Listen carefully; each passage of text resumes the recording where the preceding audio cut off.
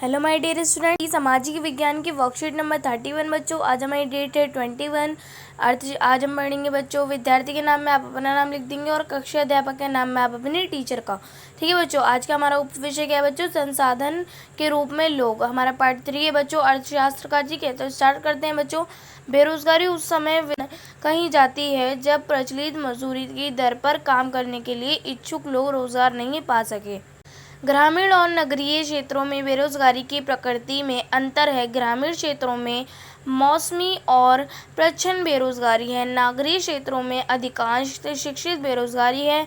मौसमी बेरोजगारी तब होती है जब लोग वर्ष के कुछ महीनों में रोजगार प्राप्त नहीं कर पाते हैं।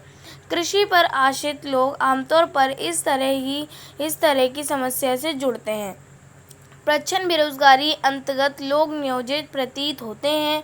उनके पास भूखंड होता है जहां उन्हें काम मिलता है। ऐसा प्राय कृषिगत काम में लगे परिजनों में होता है। किसी काम में 5 लोगों की आवश्यकता होती है, लेकिन उसमें 8 लोग लगे होते हैं। इनमें 3 लोग अतिरिक्त हैं।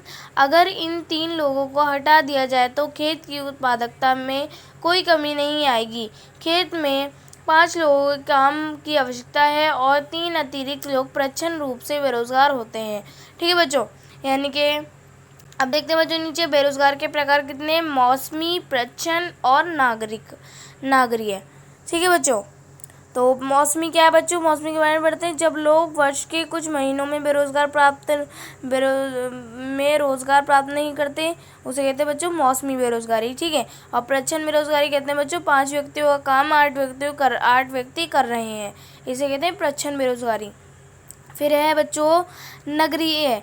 तो इसमें क्या है कि डिग्रीधारी युवक रोजगार पाने में असमर्थ है। ठीक है बच्चों, तो उसके बाद इंसान के पास डिग्री भी है और फिर भी उसके पास बेरोजगार है, वो रोजगार नहीं है। ठीक है बच्चों, शहरी क्षेत्रों के मामले में शिक्षित बेरोजगारी एक सामान्य परिघटना बन गई है।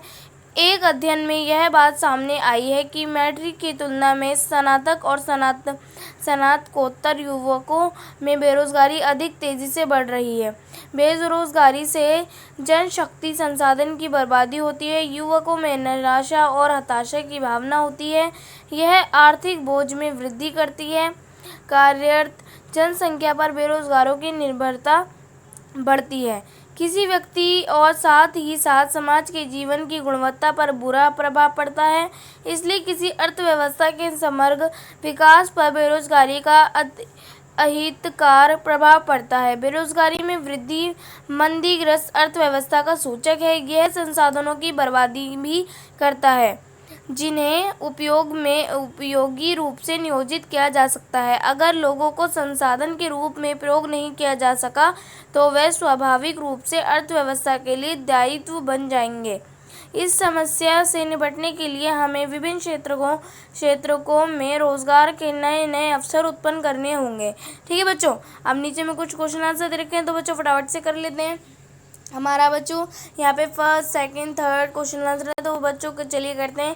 हमारा फर्स्ट क्वेश्चन है, जैसे बेरोजगारी शब्द की व्याख्या कीजिए, तो आप इसका उत्तर लिखेंगे जब कोई व्यक्ति काम करने की योग्य है तथा वह काम करना चाहता है फिर भी उसे कोई काम नहीं मिलता है, उसे बेरोजगारी कहा जाता है।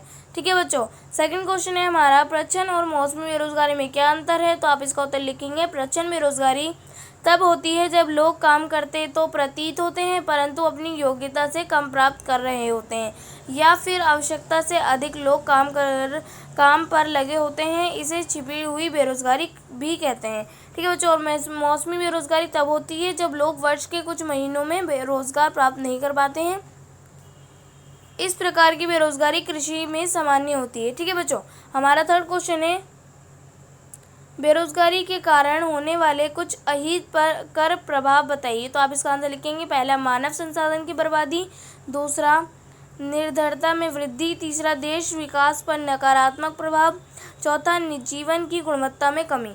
ठीक है बच्चों, हमारा फोर्थ क्वेश्चन है, शिक्षित बेरोजगारी भारत के लिए एक विशेष समस्या है, कैसे, तो आप इसको उत्तर लिखेंगे फर्स्ट पॉइंट लिखेंगे आप, शिक्षित बेरोजगारों की संख्या बढ़ती जा रही है। सेकंड लिखेंगे आप पॉइंट बच्चों, हम अपने मानव संसाधन का ठीक से उपयोग नहीं कर पा रहे हैं। और थर्ड पॉइंट लिखेंगे बच्चों आप, इससे युवकों में हताशा उत्पन्न होती है तथा देश दर धीमी होती है। ठीक है बच्चों। फोर्थ पॉइंट लिखेंगे आप, इससे देश के आर्थिक बोझ में वृद्धि होती है। ठीक है बच्चों। लास्ट हमारा फिफ्थ क्वेश्चन है, वो कर लेते हैं बच्चों। आपके विचार से भारत की क्षेत्रक में रोजगार के सर्वाधिक अवसर सृजित कर सकता है। तो आप इसको उत्तर लिखेंगे, वर्तमान में तृतीय क्षेत्र का हमारी देश की जीडीपी में 60% योगदान है, जबकि रोजगार की दृष्टि से केवल 15% लोग ही तृतीय क्षेत्र में कार्यरत हैं। इसलिए मेरे अनुसार तृतीय क्षेत्र में रोजगार के सर्वाधिक अवसर सृजित किए जा सकते हैं। ठीक है बच्चों।